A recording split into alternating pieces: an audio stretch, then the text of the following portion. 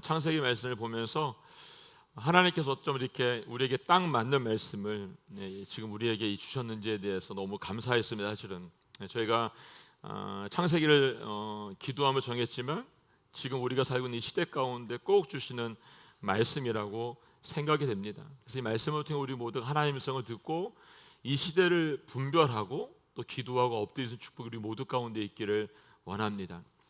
계속해서 우리 주변에 들려주고 있는 소식을 들으면서 너무나 안타깝고 사실은 눈물이 납니다. 그저께 있었던 사건에 있었던 그 사람은 결국 죽었더라고 보니까요. 안타까운 거죠. 지금 계속 우리가 보고 있는 이 말씀처럼 그 아담의 이후에 범죄 이후에 선과 악이 공존할 때 선이 악을 이기면 좋은데 그렇지 않은 거예요. 선이 악에게 잠식당해서 결국 악한 세상이 되어버린 거죠. 항상 악하기만 한 이 세상을 보면서 하나님은 후회하시고 마음 아파하시면서 결국 노아의 시대에 온 땅에 물로 심판을 하시게 된 겁니다. 노아가 방주를 만들고 가족과 함께 그리고 하나님께서 그에게 보내주었던 생물들, 생명체들과 함께 방주 안에 들어가는 동에 갔을 때 결국 370이라고 하는 시간 동안 하나님께서 그 땅에 하나님의 물로 심판을 하게 된 걸 볼 수가 있습니다. 노아의 가족들이 방주 안에서 보낸 시간들 생각해 보니까 결국 쉬운 시간은 아닌 거죠. 370일 그들은 매일매일 똑같은 일상을 반복하며 살았을 겁니다. 눈을 뜨면 똑같은 일상을 또 보내게 되는 거죠. 여전히 눈을 떠도 방주 아니고 밖에 돌아가는 세상을 알 수가 없는 그런 세상 가운데 지금 이들이 살아가고 있습니다. 1년간 먹을 음식을 준비했기 때문에 그들이 먹는 음식은 매일 똑같았을 거예요. 여러분 지겹겠죠. 여러분 지겨울 만한 시간도 지났습니다. 1년 이 시간이 지났으니까 여러분 실증이 날 만한 기간입니다. 그리고 하나님께서 보낼 생명체들에게 매일매일 음식을 갖다 주고 제공해야 되죠. 그리고 그들이 내놓은 오물들을 치우는 그런 곤욕도 치러야 되고 냄새도 맡아야 됐습니다. 더군다나 밖에 나갈 수 없기 때문에 물을 자유롭게 쓸 수 없기 때문에 쓸 수도 없었을 겁니다. 상상이 안 되죠. 지금 우리가 사는 사생활은 여러분. 만약 노아가 겪었던 이 가족들이 겪었던 상황들 똑같이 재현해 놓고 현대인들에게 우리들에게 살아보라고 하면 어떤 반응을 보일까요, 여러분? 아마 얼마 가지 못해서 정신적으로 문제가 생기든지 못 살겠다고 벽 부수고 도망가든지 아니면 두 손 두 발 다 들고 나는 못하겠다고 나자빠 지겠죠, 여러분. 그런데 노아의 가족들 중에 한 명도 포기했다는 말이 성경에 없습니다. 그 370일 동안 왜 그랬을까요, 여러분? 370일 동안 이유는 여러분 하나님께서 계획해 놓으신 방주 안에 숨겨져 있습니다. 이 방주 안에 하나님께서 밖을 볼 수 있는 곳을 딱 하나 만들어 줬습니다. 그게 어디입니까? 천장에 있는 창문입니다. 하나님께서 방주 옆에 세상을 볼 수 있는 창문을 만들어 주었다고 한다면 하늘을 향해 열려있는 그곳을 보지 않고 밖을 보았기 때문에 분명히 가족들 중에 누군가는 문제가 발생했을 것이라고 생각이 됩니다. 하나님은 그들이 볼 수 있는 곳, 딱 한 곳, 천장에 있는 창문을 통해서만 하늘을 볼 수 있게끔 만들어 놓았습니다. 왜 그럴까요, 여러분? 세상을 보지 말고 누구를 보라고요? 하나님 한 분만 보라고 그것을 뚫어 놓으신 겁니다. 그들이 방주 안에서 갖게 된 수많은 의심들, 수많은 질문들, 내가 여기서 어떻게 될까라고 하는 여러 가지 생각들에 대한 해답을 창문을 통해서 하나님만을 바라봄을 통해서 살아긴 하나님께서 그들에게 응답해 주었다는 것이죠. 하나님께서 모세를 통해서 430년간 애굽에서 종살이했던 이스라엘 백성들을 불러내 40년 동안 광야에 살면 살게 했대도 여러분 구름 기둥만 보게 하시고 불 기둥만 보게 하시고 살게 했습니다. 하나님만 바라보게 하신 거죠. 그런데도 광야에서 이스라엘 백성들이 하나님으로부터 징계를 받을 때가 있었습니다. 땅이 갈라지고 죽게 되는 상황이 있었습니다. 왜 그랬죠, 여러분? 하나님만 바라보지 않았기 때문에 그렇습니다. 우리도 이 땅을 살아가면서 수많은 의심을 가지고 있고 답을 찾으려고 애쓰고 있고 그 해답을 찾을 수가 없어서 더 깊은 웅덩이 속에 빠져 있는 이유는 여러분 우리가 하나님만을 바라보지 않기 때문에 그렇습니다. 하나님만을 바라보고 있다면 하나님 안에 있기 때문에 분명한 해답이 우리에게 주어진다고 저는 믿습니다. 우리가 하나님을 보지 않기 때문에 문제가 되는 것이고 보지 않으려고 하기 때문에 문제가 되는 것입니다. 이것이 인간에게 여전히 남아있고 숨겨져 있는 죄의 모습이라는 것이죠. 하나님께서 계획하셨던 이 물로 세상을 심판하신 이 사건, 심판하셨죠. 그리고 물이 빨리 마를 수 있게도 하셨을 것 같아요. 근데 이 370이라는 시간 동안 방주동에 두셨던 이유가 있었다는 거죠, 여러분. 하나님께서 그들이 하나님만을 바라볼 수 있는 훈련을 창문을 통해서 계속해서 하셨기 때문이라는 것입니다. 노아와 그 가족들이 창문을 통해서 하나님께 시선을 고정하는 훈련을 매일매일 하지 않았다고 한다면 노아가 만들어 놓은 그 방주는 여러분 구원의 방주가 아니고 여러분 죽음을 부르는 방주가 되어 올 것입니다. 노아와 그 식구들이 하나님만을 바라보는 훈련을 마쳤을 때 비로소 하나님께서 이들을 통해서 두 번째 인류의 새 조상이 되게끔 만들어 주신 거죠, 여러분. 하나님께서는 여러분 아브라함에게도 100세가 될 때까지 25년 동안 하나님만 바라보게 하셨습니다. 다윗에게 여러분 광야에서 수도 없이 어려운 순간 가운데서도 하나님만을 바라보게 만들어 주었습니다. 믿음의 선전들의 말씀들, 이 성경을 보면 그들의 삶을 통해서 하나님은 어떻게 하셨습니까? 하나님만 바라보게끔 만들어 주었다는 것입니다. 그런 한 사람을 통해서 하나님은 새로운 역사를 쓰시고 만들어 가신다는 것이죠. 저는 믿는 그리스도인들 안에도 이런 하나님만을 바라보고 하나님 안에 거할 수 있는 사람들이 많이 나타나기를 원합니다. 우리 다음 세대, 우리 아이들 안에도 하나님만을 바라보는 그런 다음 세대 아이들이 일어나기를 함께 기도하기를 원합니다. 하나님께 노아에게 방주에서 나오라고 하시자 그들이 가장 먼저 한 게 있습니다. 그게 뭐죠, 여러분? 예배입니다. 예배. 8장 20절 말씀 함께 읽어볼까요? 8장 20절 시작. 노아가 여호와를 위해 제단을 쌓고 정결한 짐승들과 정결한 새들 가운데 몇을 잡아 그 제단 위에 번제로 드렸습니다. 아멘. 네. 노아와 그의 가족들이 밖을 볼 수 없었을 때, 나갈 수 없었을 때 그들은 답답했을 겁니다.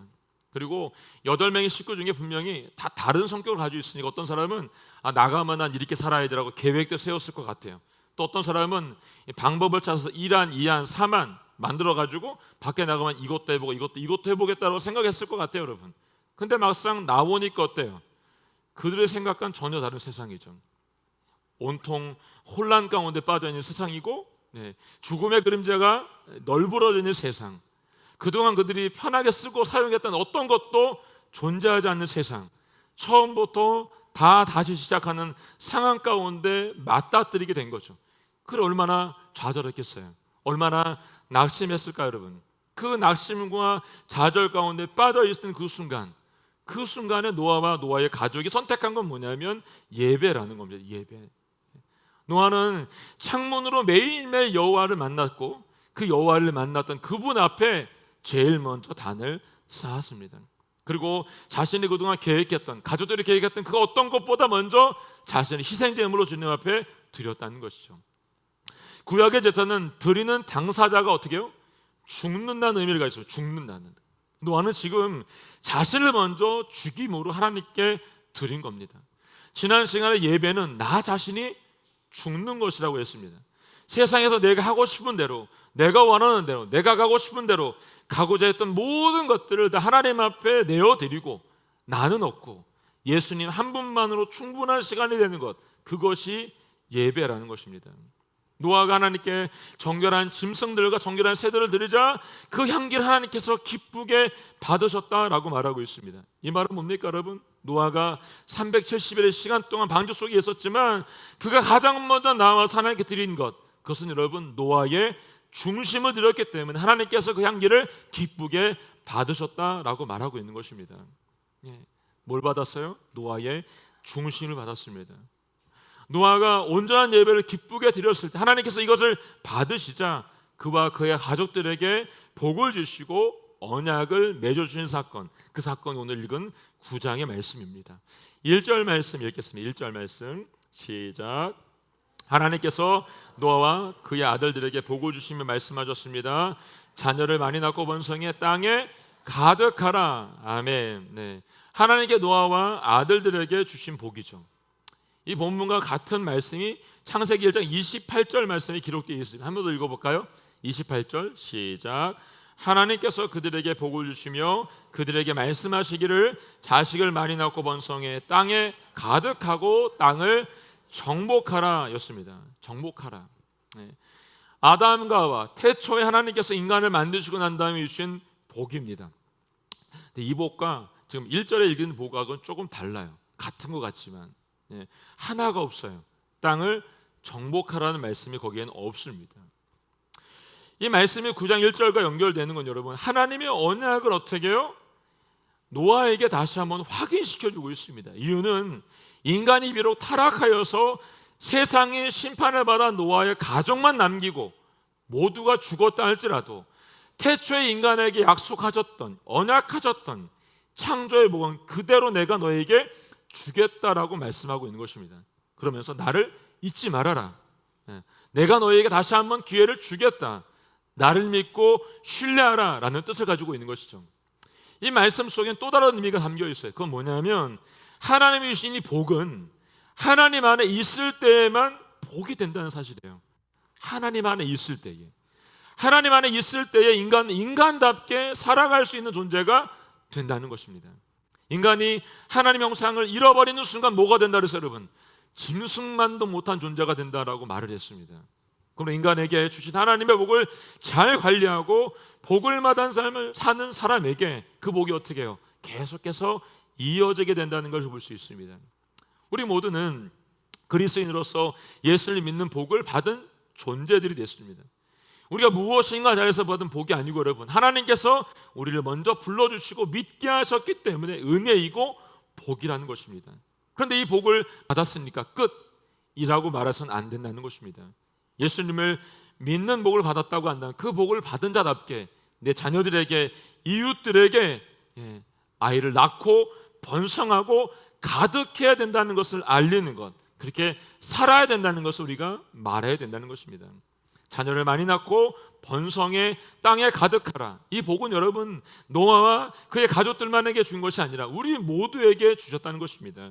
이유가 있습니다. 여러분, 지금 세상에 여러분, 믿는 사람들이 아이를 더 많이 낳을까요? 믿지 않는 다른 종교를 믿는 사람들이 아이를 더 많이 낳을까요? 여러분, 제가 한번 얘기했었죠. 여러분, 제가 해외에 있는 동안에 만났던 크리스찬들보다 여러분, 다른 종교를 믿고 있는 사람들이 더 많은 아이들을 낳고 있습니다. 제가 설교 때도 몇 번 말씀을 드린 것 같아요. 여러분, 만약에 여러분 하나님과 바른 관계를 가지고 있지 않는 사람들이 지금 하나님 말씀하신 자녀를 많이 낳고 번성에 가득하라고 하는 말씀을 그들이 더 많이 지킨다고 한다면 세상은 어떻게 될까 여러분? 온갖 혼돈과 어려움 속에 크리스찬들은 불의한 세상을 보게 될 것이고 불안해할 것입니다. 지금 아까도 처음 제가 말했던 것처럼 핍박이 없는 세상 가운데 살고 있잖아요, 여러분. 근데 계속 이 종교 탄압과 또 교회를 계속해서 넘어뜨리려고 하는 세력들이 분명히 대한민국 안에도 있습니다, 여러분. 지금 우리가 기회가 있을 때 엎드려 기도해야 되는 게 맞아요, 여러분. 우리가 이것을 간과하고 내버려 두면 어떤 날이 오냐면 불안한 세상과 또 불필요한 가슴을 치며 하나님의 버린 악한 세상을 만나면서 이 어두운 세상 가운데서 우리는 땅을 치며 후회한 날이 분명히 오게 된다는 것입니다. 청교도들은 재산을 유산으로 남기지 말라고 합니다. 가치 유산을 남겨라라는 유명한 말에 이 삶의 철학을 가지고 아이들에게 이것을 남겨주죠. 자녀들에게 재산을 물려줘봐야 좋을 것이 하나도 없다라고 말합니다. 앤드류 블랙우드라고 하는 설교하는 부모가 자녀에게 남길 수 있는 고귀한 유산이 세 가지가 있는데, 첫째는 좋은 추억이고, 두 번째는 좋은 습관이고, 세 번째는 좋은 이상이다라고 말했습니다. 여러분, 그렇다면 하나님의 복을 받은 우리들이 우리의 자녀들에게 남길 수 있는 가장 좋은 유산은 무엇이죠, 여러분? 믿음의 유산입니다. 믿음의 유산. 이것을 잊지 마시고 기도할 수 있기를 바랍니다. 이것을 잊는 순간 여러분, 사단은 우는 사자와 같이 우리를 삼켜버리려고 달려든다는 것입니다. 자, 여러분, 믿는 우리들의 삶의 목적을 하나님과 동행하는 일로 정하시고 우리의 시선을 하나님께 고정할 수 있기를 바랍니다. 그리고 우리 자녀들에게 하나님과 동행하는 삶을, 우리의 시선을 주님께 드린 것처럼 그들의 시선도 하나님께 드릴 수 있는 것들을 가질 수 있는 축복이 우리 모두 가운데 있기를 예수님의 이름으로 축원합니다. 자, 2절 말씀 함께 보겠습니다. 2절 말씀 시작. 땅의 모든 짐승들과 공중의 모든 새들과 땅에 계는 모든 것들과 바다의 모든 물고기들이 너희를 두려워하고 무서워할 것이다. 이것들을 너희 손에 준다. 아멘. 예. 창세기 1장 26절에서 보면 하나님은 하나님의 형상대로 만드신 인간에게 모든 짐승들과 새들과 기는 모든 것들을 어떻게 해요? 다스려라 라고 말씀했습니다. 이때만 해도 관계가 좋았어요, 여러분. 창세기 2장 20절에 보게 되면 아담으로 하여금 그것들을 불러서 이름을 부르면 그것이 이름이 되게 하셨다라고 말하고 있습니다. 이때까지도 괜찮았습니다. 그런데 오늘 이 말씀과 9장 2절과의 말씀을 보게 되면 분명히 차이점이 있는 걸 볼 수 있습니다. 인간에게 죄가 들어간 이후에 온 땅이 홍수로 심판을 받고 그곳에서 나온 이후에 이 땅에는 모든 짐승들과 모든 새들과 땅에 기는 것들과 바다의 모든 물고기들이 어떻게 해요? 인간을 두려워하고 무서워하도록 하나님께서 만드셨다라고 말합니다. 그리고 그것들을 인간의 손에 주셨다라고 말하고 있습니다.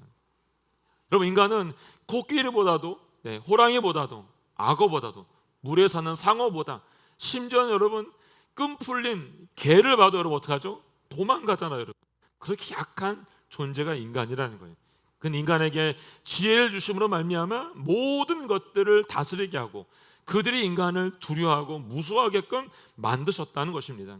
그들을 우리의 손에 맡기셨다는 것이죠. 왜 그들을 우리의 손에 주셨을까요, 여러분? 3절 말씀에 답이 있죠. 읽어볼까요? 3절 시작. 살아있어 움직이는 모든 것들이 너희의 양식이 될 것이다. 푸른 채소와 같이 이 모든 것을 너희에게 주었다. 아멘. 하나님께서 죄가 들어오기 전에 인간에게 주었던 첫 번째 양식은 식물이었습니다. 근데 방주에서 나온 노아의 가족들에게 이 모든 식물들을 그의 손에 주시면서 모든 채소처럼 그 모든 것들이 너희의 양식이 된다라고 하십니다. 왜 하나님께서 갑자기 육식을 허락해 주셨죠, 여러분? 그것은 홍수로 인해서 지구의 생태계에 분명한 변화가 생겼기 때문에 그렇습니다. 이 생태계가 변화가 일어나게 되자 가장 먼저 된 게 뭐죠, 여러분? 인간의 수명이 짧아지기 시작한 겁니다. 그러면서 먹거리에도 변화가 일어나게 된 겁니다. 자외선을 쬐을 수밖에 없는 인간 여러분, 이 생태계 변화로 인해서 육식을 해야 되는 거예요. 근데 인간 여러분, 생태계가 변화가 된 걸 알아요? 모르죠, 여러분. 왜 육식을 먹어야 되는지 몰라요. 하나님께서 인간에게 육식이 필요하기 때문에 그들이 두려워하게끔 만들고 그것을 너희의 손에 주어서 먹게끔 준비해 두신 것입니다. 이분이 우리 하나님이시라는 거죠. 너무나 좋은 하나님. 마태복음 6장 31절 32절 말씀이 그래서 이렇게 말씀하셨잖아요. 읽어볼까요? 시작. 그러므로 무엇을 먹을까, 무엇을 마실까, 무엇을 입을까 걱정하지 말라. 이 모든 것은 이방 사람들이나 추구하는 것이다. 하늘에 계신 너희 아버지께서는 너희에게 이런 것이 필요하다는 것을 아신다. 이미 아세요. 이미. 세상이 바뀌고 내가 뭘 먹어야 될지 모를 때 이미 아시는 그 주님께서 육식을 먹도록 허락해 주신 거죠.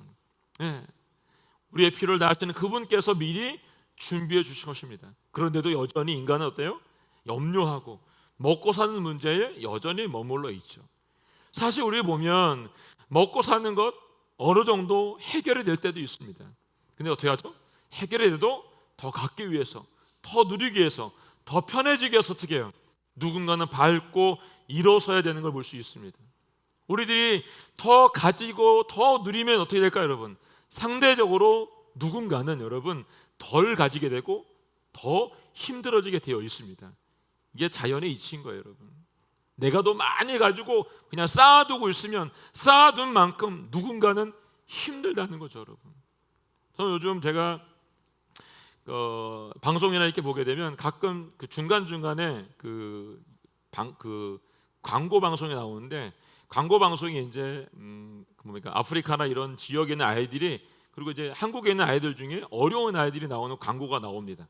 그럼 그때는 제가 마음이 이렇게 어떻게 표현이 안 됐는데 이걸 좀 어떻게 해주면 좋겠는데 생각이 제 안에 계속 있는 거예요. 좀 도와주고 싶고 어떻게 해주고 싶은데 어떻게 해야 될지 모르는 이런 상황이 제가 있으니까 되게 답답하게 생각할 때가 있어요. 우리에게 주신 것이 넘쳐나면 넘쳐난 만큼 분명히 하나님이 주신 이유가 있어요, 여러분. 쌓아두면 어떻게 될까, 여러분? 쌓아둔 만큼 누군가는 힘이 드는 거예요, 여러분. 우리가 가진 것이 있어서 그만큼 넘쳐나고 있다고 한다면 누군가에게 나누라고 하는 축복이 우리 가운데 분명히 있다는 것입니다. 여러분, 우리의 신앙의 목적을 여러분 먹고 사는 거에, 쌓아두는 거에, 편해지는 거에, 누리는 것에 두지 마시고 여러분, 성경이 말하고 있는 것처럼 주의 나라와 의를 위해서 힘쓸 수 있는 축복이 여러분 모두 가운데 있기를 예수님을 축원합니다. 자, 4절 말씀 있게 4절 말씀 시작. 그러나 고기를 피가 있는 채로 먹어서는 안 된다. 비에는 생명이 있다. 아멘. 하나님 육식을 허락하시면서 피와 같이 먹지 말라고 하십니다. 이유는 피에는 오늘 보니까 생명이 있기 때문이다 라고 말씀하십니다. 왜 하나님께서 이런 명령을 내렸을까요? 그것은 생명을 경홀히 여기지 못하도록 하기 위해서 우리에게 이것을 말씀하고 있어요. 우리가 고기를 허락해 줬으니까 고기를 먹을 수는 있어요 여러분. 근데 취미 삼아 죽이는, 살인은 해서는 안 된다는 것을 알려주고 있는 것입니다. 이 구약시대 짐승의 피는 속죄 역할을 했어요. 죄를 지은 사람이 하나님 앞에 가서 짐승의 머리에 손을 얹고 그 죄를 덧입히고 난 다음에 어떻게 하죠? 짐승을 잡아서 피를 뿌립니다. 그 짐승이 내 대신 죽음으로 말미암아 속죄함을 받는 거죠. 그런데 내가 이유 없이 죽이고 살생을 하면 누군가가 죄를 씻어하는데 그 짐승의 피를 내가 먹었기 때문에 할 수가 없는 게 돼요.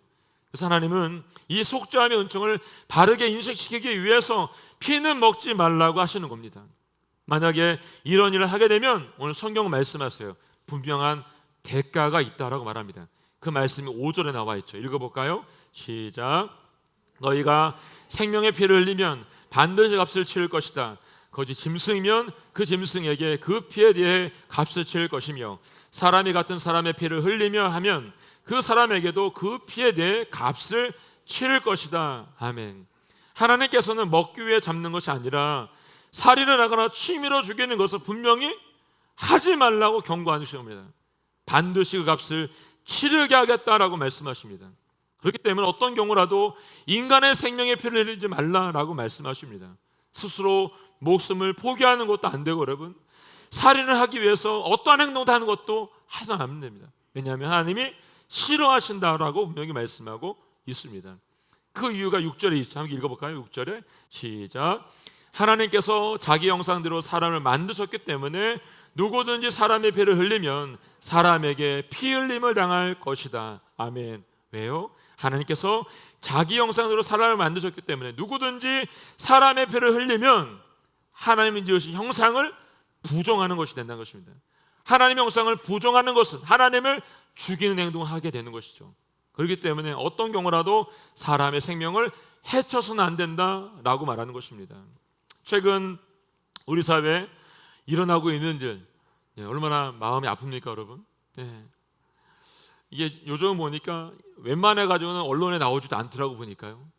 옛날에는 조그만 일이 벌어도 언론에 대문짝만하게 신문에 대문짝 일면에 나왔었는데 요즘은 그렇지도 않은 것 같아요. 너무 이게 많으니까 묻지마 폭행해, 묻지마 살해해, 묻지마 성폭행해. 뭐 이거 말고도 얼마나 많은 일이 벌어지고 있습니까, 여러분? 제가 그저께도 보니까 제가 모래 잠깐 갔다 왔는데 모래 갔는데 모래 경찰들이 총을 들고 방패를 들고 서 있는 모습을 제가 보면서 층마다 2명씩 2인조로 서 있더라고 보니까요. 제가 한국에 있으면서 그런 걸 제가 본 게 정말 처음인 것 같아요. 그렇게 서 있고 경찰들이 왔다 갔다 하는 게 여러분. 제가 프랑스에 있을 때 프랑스에서는 민생을 위해서 그 사람들이 들고 다니면서 진짜 총을 들고 다니는 걸 제가 봤는데 한국에도 실제로 그런 일이 벌어지는 거 보면서 정말 우리가 기도해야 될 때가 됐구나 하는 걸 다시 한번 느끼게 됩니다, 여러분. 이 모든 것들의 내면에는 여러분 사단이 여러분 속임수로 인간을 속이고 있는 것들을 볼 수가 있습니다. 그래서 해야 되는 게 있어요, 여러분. 이 땅을 향해서 선포하는 기도를 우리가 멈추지 말고 해야 되는 것입니다. 이 땅을 묶고 있는 어둠의 세력을 꾸짖고 기도해야 되죠. 사람의 마음을 조종하고 미움을 갖게 하는 사단의 세력을 꾸짖어야 됩니다. 혼란의 세상 가운데 빛을 비추지 못하게 하는 어둠의 세력에 대해서 예수님의 이름으로 꾸짖어서 선포하는 일, 이걸 여러분 저와 여러분에게 하라는 것입니다. 손가락질하면서 왜 쟤는 저래라고 말하지 마시고 여러분, 우리가 엎드려 회개하고 기도하고 선포하는 일, 그것이 우리에게 하라고 주님이 우리에게 말씀하고 있다는 것이죠. 이 시간이 지나고 나면 어떤 일이 벌어질까요? 알 수가 없는 거 여러분. 지금 노아에게 아담의 사건 이후에 다시 기회를 주셨잖아요. 어찌 보면 여러분과 저에게 다시 기회를 주었는지도 몰라요. 기도하라고 눈에 보여주고 너희 생각 속에 이걸 심고 있잖아요. 여러분 가만히 있으면 안 돼요. 기도하셔야죠. 요즘 저는 우리 아이들을 보면서 아이들을 보고 생각할 때마다 마음이 아파요. 우리 아이 이렇게 지나가면 되지만 우리 다음 세대 아이들이 살아갈 땅은 여러분 교회가 존재하지 않을 수도 있어요. 지금 초등학교 미만 아이들이 제가 몇 프로 했죠? 3% 미만. 우리나라가 지금 미돈조 동주 됐습니다. 미주 템포로 윈도. 옛날에 우리가 기도 얼마나 많이 했어요, 여러분. 우리나라가 지금 그 상황 가운데 빠지고 있다는 거예요, 여러분. 우리 아이들이 세대가 됐을 때 여러분 그 아이들이 교회에 와서 예배드리고 찬양하고 일할 수 있는 그게 쉽지 않을 수 있다는 거예요. 지금 우리에게 말씀하시고 알려줬다고 한다면 여러분 기도해야죠. 세상에 선포해야 되죠. 반드시 하나님께서 새 일을 행해 주실 것이라고 저는 믿습니다. 여러분 잊지 마시고 매일매일 여러분 엎드려서 기도하시고 그런 소식이 들릴 때마다 손가락질하지 마시고 무릎 꿇고 회개하고 기도할 수 있기를 주님을 축복합니다. 자, 8절부터 10절 말씀 함께 읽겠습니다. 시작. 그리고 하나님께서 노아와 그와 함께 있던 그의 아들들에게 말씀하셨습니다. 보라, 내가 너희와 너희 뒤에 올 너희 자손과 언약을 세운다. 또한 너희와 함께 있던 모든 생물들 곧 너희와 함께 있던 새와 가축과 모든 들짐승들 방주에서 나온 땅의 모든 생물들과 언약을 세운다. 아멘. 네, 여러분 혹시 9장을 시작하시면서 변화가 조금 있었는데 혹시 보셨나 모르겠어요. 이 노아의 홍수 이전과 노아가 방주에 들어가기 전까지는 하나님이 대화했던 상대가 딱 한 명이었어요. 노아였습니다. 근데 오늘부터는 노아만에게 의지하지 않습니다. 9장이 시작하면서부터는 하나님께서 노아와 노아의 아들들에게 말씀하십니다. 이 말은 무슨 의미를 가지고 있을까요, 여러분? 그들은 370일이라는 시간 동안 동일한 장소에서 동일한 시간을 보내면서 오직 그 창으로 뚫려 있는 하늘을 바라보면서 하나님께 그들의 시선을 고정했다는 것입니다. 그리고 그분에게서 말씀을 듣고 응답을 받았다는 것이죠. 방주 안에 있었던 기간 동안 그들은 하나님 말씀에 귀를 기울이고 그들의 삶을 주님 앞에 드리면서 하나님께서 말씀하실 때마다 그 말씀 가운데 순종했다는 것입니다. 우리가 매일매일 읽고 있는 말씀, 묵상하고 큐티하고 있는 말씀들, 그냥 묵상하고 큐티하는 거 끝나는 것이 아니라 오늘 이 말씀처럼 눈을 들어 보고 말씀하시면 그 말씀을 듣고 순종하는 애가 있어야 된다는 걸 알려주고 있는 것이죠. 이거를 370 동안 함께했던 그들에게 하나님이 주신 은혜예요. 아버지 노아의 믿음의 유산이 자녀들에게 그대로 전달되고 있는 것이죠. 아이들이 예수님을 안 믿고 아이들이 세상을 떠나는 이유는 여러분 우리가 똑바로 믿지 않기 때문에 그런 거예요. 여러분 우리가 아이들에게 뭐라 할 게 하나도 없습니다. 여러분 내가 믿음의 면을 보이지 못하고 있기 때문에 아이들이 세상으로 자꾸 나가고 있는 거죠. 여러분 9절에 보면 또 나와 있어요. 노아의 아들뿐만 아니라 여러분 노아의 자녀들의 뒤에 올 세대들에게도 이 말씀이 전해진다라고 말하고 있습니다. 얼마나 감사한 일입니까, 여러분? 저는 오늘 이곳에 여러분과 저의 가정이 오늘 노아의 가정이 받는 이 축복과 은혜가 나타나게 예수님을 선포합니다. 내가 먼저 믿은 부모가 되고 내가 믿어 너무나 좋은 그 예수님 내 대해서 맞추는 것이 아니라 내 자식들을 믿음의 자녀로 세우고 그 자식이 또 자녀를 낳아서 믿음의 유산을 선물로 남길 수 있는 축복, 그 축복을 여러분을 위해서 기도하자는 겁니다. 이제 하나님께서 주신 언약이 노아를 통해서 자녀들을 통해서 그 다음 세대에게 이어지고 있는 걸 볼 수 있습니다. 이 언약은 여기서 멈추지 않았고 여러분 방주 안에 나온 모든 생물에게까지 동일하게 언약으로 주어지고 있는 걸 볼 수가 있습니다. 여러분 이 언약은 쌍방간에 이루어져야 됨에도 불구하고 오늘 보면 하나님은 어떻게 하십니까? 일방적 언약을 맺으십니다. 일방적으로 여러분 언약을 일방적으로 맺을 때는 어떻죠, 여러분? 내 좋은 걸 하죠. 내가 좋은 걸, 여러분. 내가 좋은 걸, 내가 원하는 걸 하죠, 여러분. 근데 오늘 보면 하나님 그렇게 안 하세요, 여러분. 하나님 좋으신 쪽으로 언약을 세우지 않으세요. 오히려 손해 보시면서 이 언약을 여러분과 저와 맺어주고 있다는 것이죠. 이 언약은 여러분 마치 부모가 자녀를 키울 때 아무 조건 없이 주는 것과 마찬가지입니다. 어느 부모가 자녀 키우면서 계약서 쓰자고 말하는 부모가 어디 있습니까, 여러분? 내가 너한테 이만큼 해줬으니까 너도 이만큼 나한테 해야지 라고 말하는 부모가 어디 있어요, 여러분? 그런 사람은 정신병자든지 여러분 친부모가 아닐 거예요. 친부모라면 여러분 조건 없이 일방적인 사랑을 줄 수밖에 없습니다. 구약의 언약은 예수님의 십자가, 자기 아들을 죽이신 십자가의 성에서 이루어지고 여러분, 그리고 다시 언약을 세우셔서 다시 오실 주님을 기다리는 신부로 우리 모두를 살게 하고 있다는 것입니다. 사람이 만든 계약에는 여러분 어느 한쪽이 여러분 치우칠 수밖에 없는 계약을 만들게 되어 있습니다. 하나님은 치우친 계약이 아니라 일방적인 복을 주시는 계약으로 만들고 있습니다. 이제 일방적인 복을 통해서 하나님은 하늘의 이 무지개의 언약을 우리에게 보여주고 있습니다. 자, 11절부터 17절까지 좀 길긴 하지만 함께 읽어보도록 하겠습니다. 시작. 내가 너희와 언약을 세워 다시는 모든 육체가 홍수로 인해 멸절되지 않을 것이며 다시는 이 땅을 멸망시키는 홍수가 없을 것이다. 하나님께서 말씀하셨습니다. 이것이 내가 나와 너희 사이에 또한 너희와 함께 있는 모든 생물 사이에 대대로 영원히 세우는 내 언약의 증표다. 내가 구름 속에 내 무지개를 두었으니 그것이 나와 땅 사이에 세우는 언약의 표시가 될 것이다.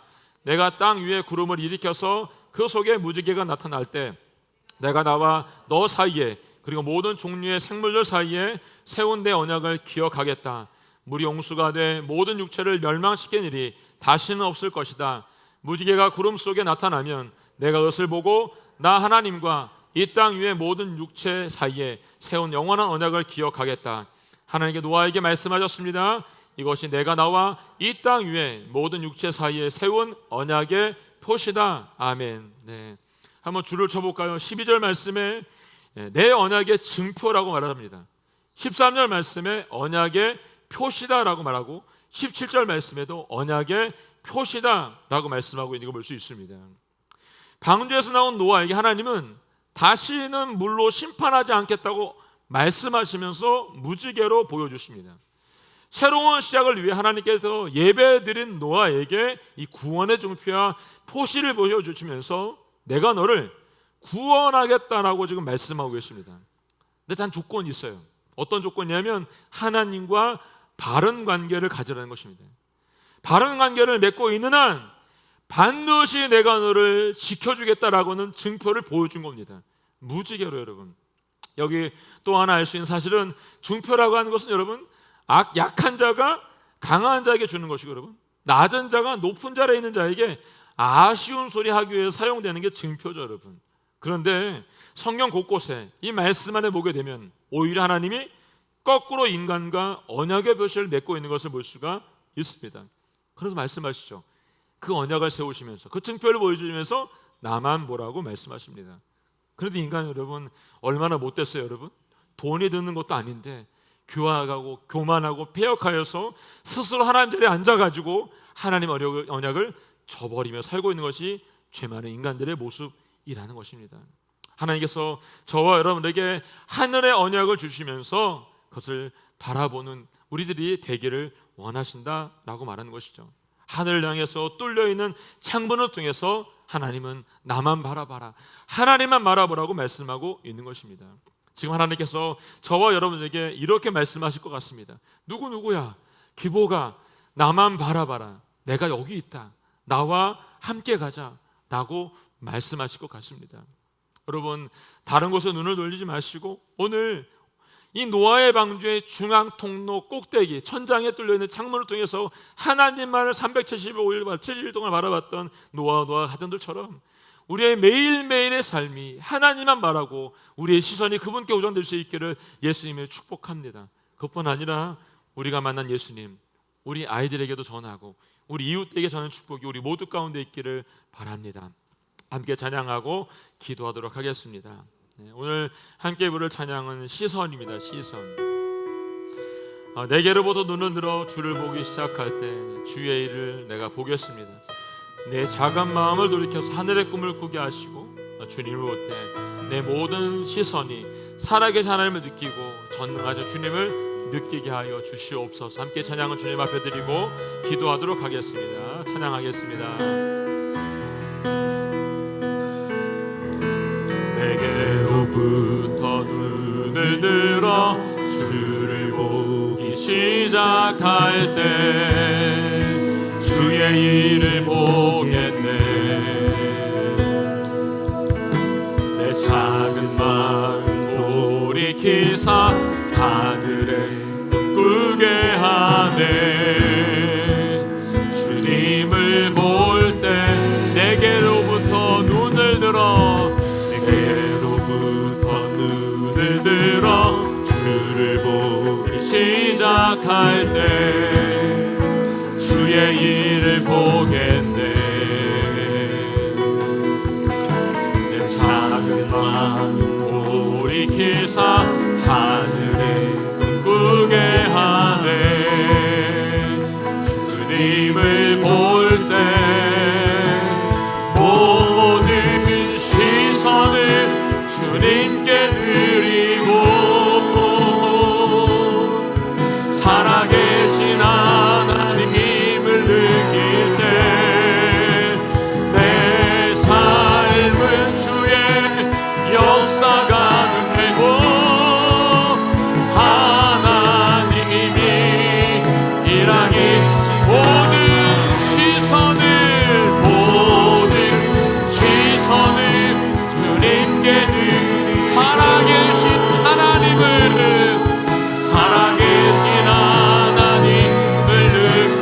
내 삶은 주의 역사가 되고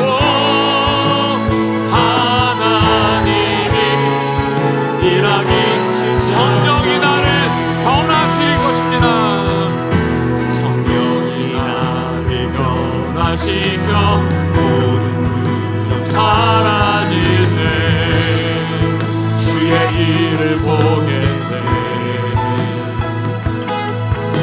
황폐한 땅 한가운데서 주님 마음 알게 되리. 주님을 볼 때 모든 시선을 주님께 전능하신 하나님만 바라봅니다. 전능하신 하나님을 느낄 때 세상은 주의 나라가 되고 하나님이 일하기 모든 시선을 주님께 고정하겠습니다. 아멘. 살아계신 주님을 내가 만납니다.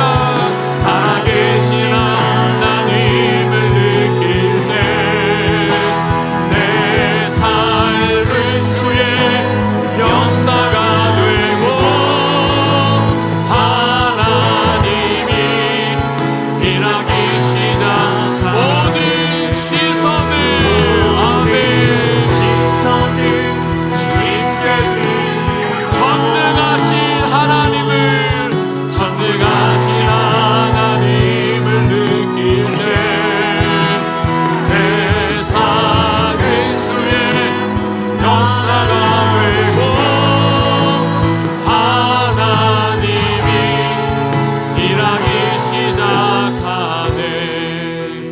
모든 시선을 주님께 드리고 살아계신 하나님을 느낄 때 내 삶은 주의 역사가 되고 하나님이 일하기 시작하네. 하나님 아버지, 황폐해져간 이 땅 가운데 주님의 복음의 빛이 비춰지게 하여 주시옵소서. 우리의 작은 마음을 돌이켜서 하늘의 꿈을 꾸게 하여 주시옵소서. 우리 이 시선을 주님께 고정하게 하여 주시고 살아계신 그 주님을, 전능한 하나님을 만나게 하여 주시옵소서. 세상 가운데 선포하게 하여 주시옵고 꾸짖게 하여 주시옵고 주님의 나라가 이루어지는 곳에 저희를 사용하여 주시옵소서. 주여 하며 고백하며 기도하며 나아가겠습니다. 주여, 하나님 아버지, 하나님 아버지, 이 땅과 하나님 아버지, 주님의 은혜가 부어지게 하여 주시옵소서.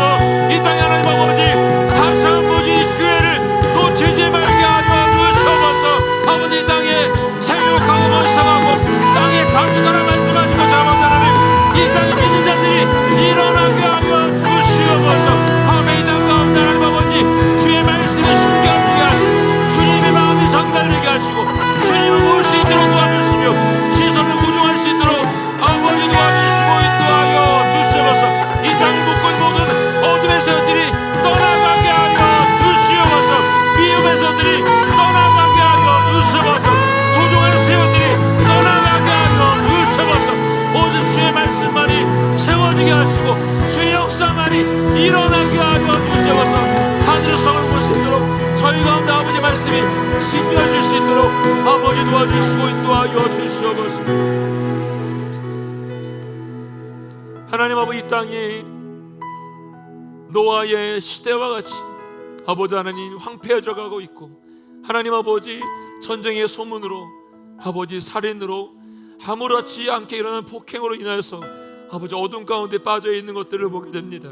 아버지 하나님, 믿는 우리들이 깨어나게 하여 주시옵소서. 영으로 깨어나게 하여 주시옵소서. 성령으로 충만하게 하여 주시옵소서. 세상에 대해서 꾸짖고 나아가게 하여 주시옵소서. 내가 이 시간 나서 예수께 명하노니 어둠의 세력들은 묶음을 놓고 떠나갈 치여다. 사람의 마음을 조종하며 미움을 조장하며 질기하고 질투하게 만드는 모든 어둠의 세력들은 내가 이 시간 나서 예수께 명하노니 묶음을 놓고 떠나갈 치여다. 하나님을 보지 못하게 하며 주를 바라보지 못하게 하며 주님을 신뢰하지 못하게 하며 하나님 한 분만을 만족하지 못하게 하는 이 어둠의 세력들아, 내가 지금 나서 예수께 명하노니 묶음을 놓고 이 땅 가운데서 속히 떠나갈 치여다. 하나님 아버지 가운데 하나님의 영으로 부어주시고 우리 마음을 새롭게 변화시켜서 우리 시선이 하나님을 바라보며 창문을 통해서 하늘을 바라보며 주님의 뜻이 이루어진 것을 볼 수 있도록 도우시고 인도하여 주시옵소서. 내가 만난 예수님 내 아이들에게 전할 수 있도록 도와주시고 그 다음 세대 아이까지 선물로 전달될 수 있도록 도우시고 인도하여 주시옵소서. 내가 만난 이웃들에게도 주의 복음을 전할 수 있도록 저희를 용기 있게 담대하게 사용하여 주시옵소서.